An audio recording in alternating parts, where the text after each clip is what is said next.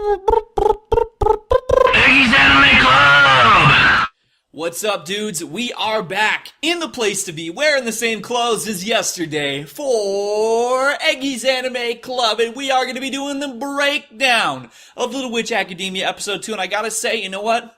I wasn't really sure how I was going to feel when I started doing this, but I'm starting to feel a little bit okay. I'm starting to kind of get, I think maybe I will learn how to be a reviewer of things. I think I'm kind of getting into it. So without any further ado, let's hop into the breakdown of episode 2. Alright, so the opening scene for episode 2 starts off with a little flashback from the, the boo shooting down into the ground, boom, portal making of episode 1. So that's cool. And then we have Akko-chan, she's waking up, and this scene, I love the contrast in this scene because Akko-chan, she's waking up, she's got the shiny rod, she's thinking that she's shiny chariot, she's going like, oh man, when I watched this scene, I was feeling like, you feel like when you're a kid on Christmas morning and, you're waking up and you're gonna get your presents, and you're just like, boom, you're hitting it with that energy. Totally, that was like the total vibe I'm getting. She's getting up with the wand and the rod, I should say. She's boom, boom, boom with the spells. I'm digging it. I love it. I love the energy. And then you have Sushi, by contrast, who's basically like, yeah, the only reason I'm even here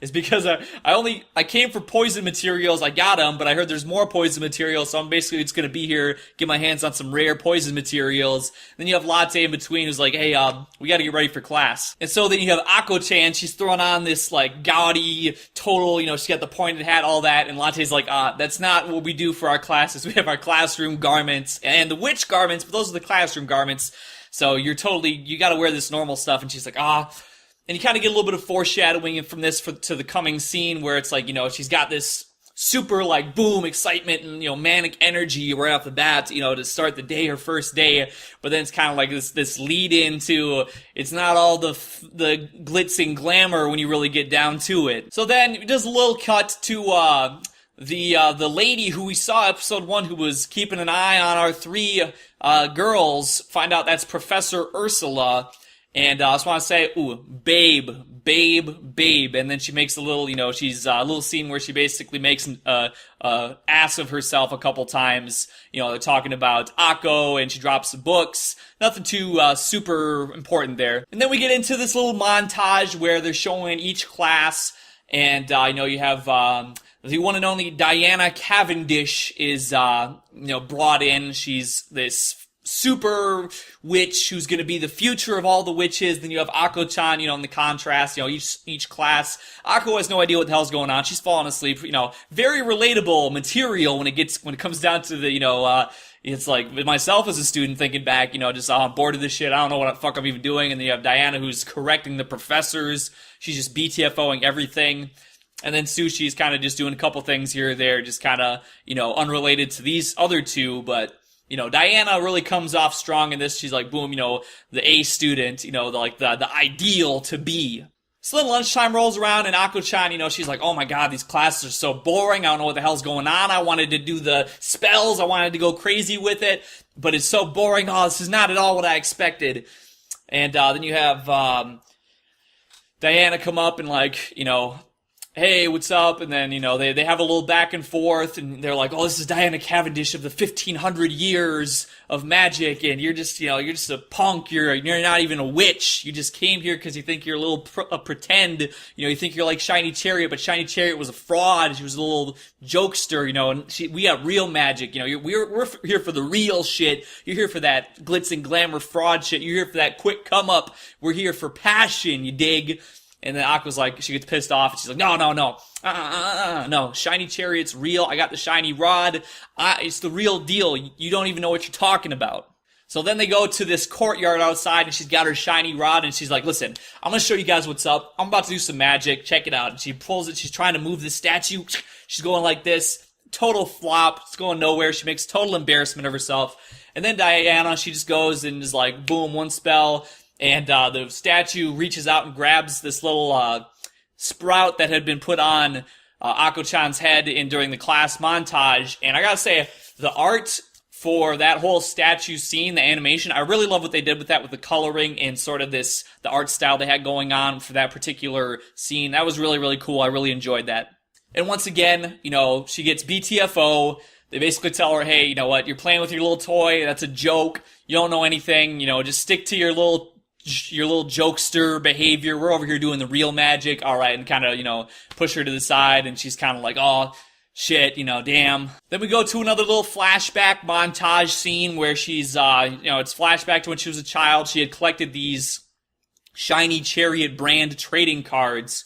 And I think that it shows in this scene that, she doesn't have the background. She doesn't have this witch background. She wasn't raised in the same way that these witches were to really be so just really into the magic, you know what I mean? So I think in this scene it really shows that even though she wasn't from that background, she still had, she obviously had enough of an interest to be granted the special permission into the school, and I think that this scene kind of shows that too. She was just, even these trading cards, just this small taste of the magic world was so strong to her that she just, that it really showed that she might not have the same understanding, but she does have a passion to want to learn, even if it bores her, in classes, deep down she really does have this passion. Then we go forward, and these elder witches are looking at this, the Jennifer Memorial Tree, and it seems to be sick. They don't really know what's wrong with it. They're gonna look into it, and they go walk off, and then we have Diana and her cohorts.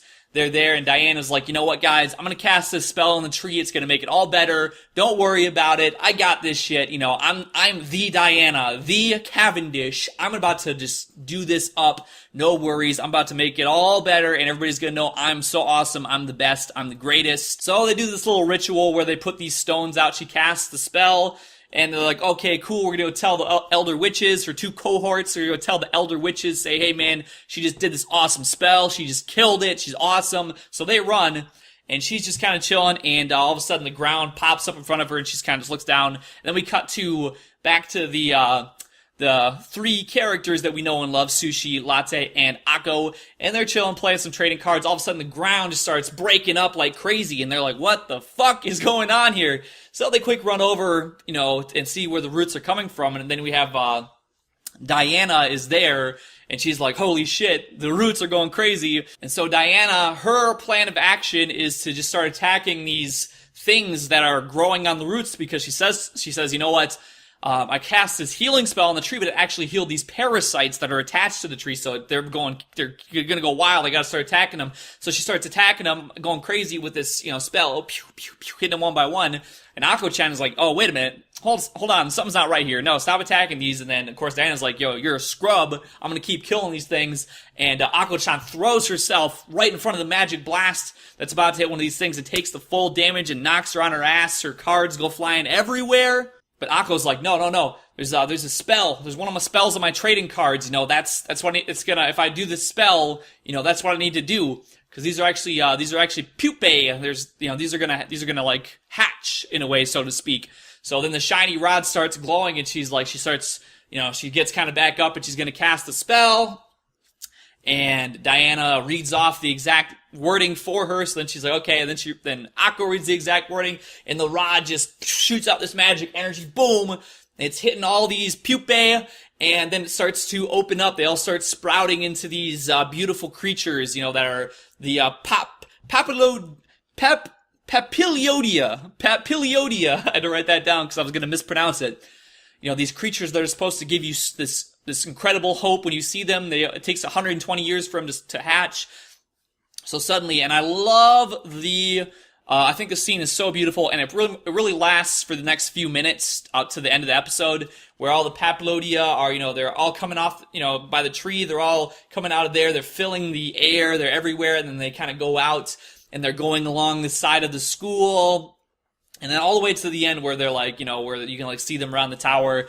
And I think it's so beautiful, but, I think it's funny that, the Professor Ursula, she just happens to be reading, like, this exact dictionary definition of what the Papiliodia are, like, as they're all hatching. Everyone's like, oh shit, there they are, once every 120 years, oh, well, there they are, ooh, that's cool. So, once this happens, her two cohorts, Diana's cohorts, they just happen to be bringing the elder witches back just as they're all being hatched. And so they say, oh, Diana, she's so great. She did so good. She's so fantastic. And Diana's like, well, I didn't do that. And they're like, well, you had to have done it. Nobody else could have done it. And she's just like, oh, shit, well, she doesn't say, yeah, Akko-chan and the shiny rod did it, because I'm sure she would probably look insane if she did. So then she's kind of like, well, I gotta go. She goes out, she's walking, and then she happens to see Akko, Sushi, and Latte flying by on their two brooms, respectively, you know, with Latte having Akko in the passenger seat. And they're waving, they're happy, they're like, you know, they're thinking, you know, this could be the start of a beautiful friendship, perhaps, you know, but will Diana Cavendish be willing to accept their commoner, lowly, not top-of-the-class friendship? Well, my friends, we shall see what happens next on episode 3 of Eggy's Anime Club. But until next time, thank you for tuning into episode 2. And like I said, I'm starting to have a little bit of fun with it, you know? I thought it was going to be maybe a little bit of a chore, but I'm kind of, you know, once I'm starting to realize how to describe and how to do stuff, I'm kind of feeling a little bit into it, I gotta say. So, but enough all that stuff, my friends. Until next time, peace out.